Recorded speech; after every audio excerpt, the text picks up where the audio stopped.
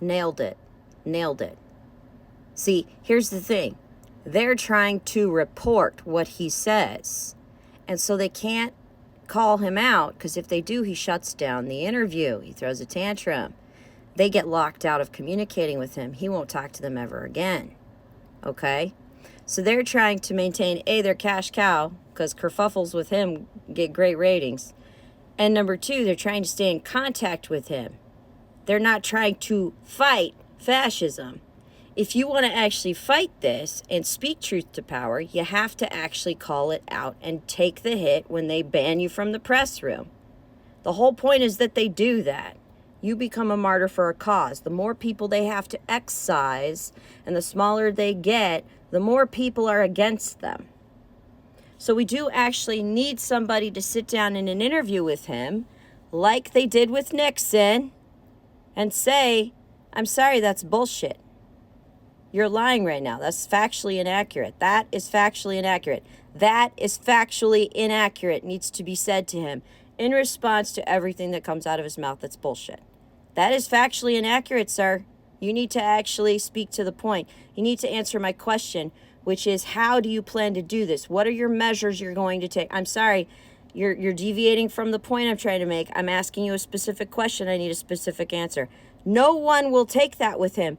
Remember when he went to the black journalists and he spoke in front of them, and how did he respond to the first question, which was a very good question, trying to speak truth to power? You've said all these fucked up things about black people. Why do you want the black community's vote? Why do you think we should allow you access? And what was his reply? That was a horrible question. You're a mean person for asking it. You're a terrible fucking journalist, etc., etc. Okay? So she was doing the thing, speaking truth to power in the access moment that she had.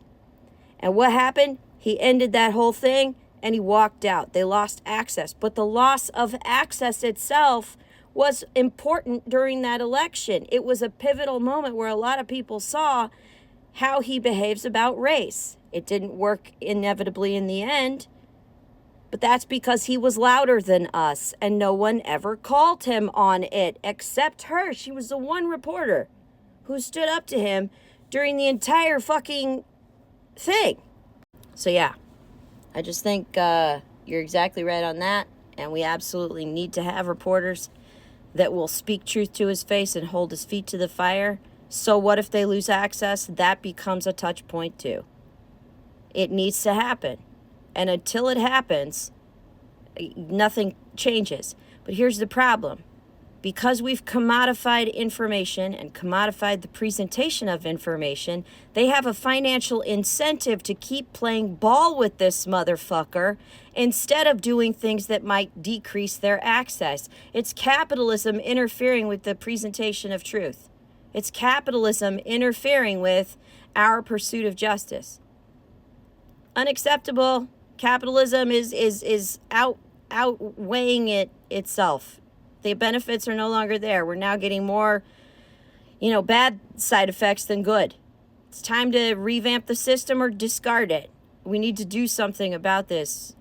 Bernie Sanders was right. That's all I'm saying.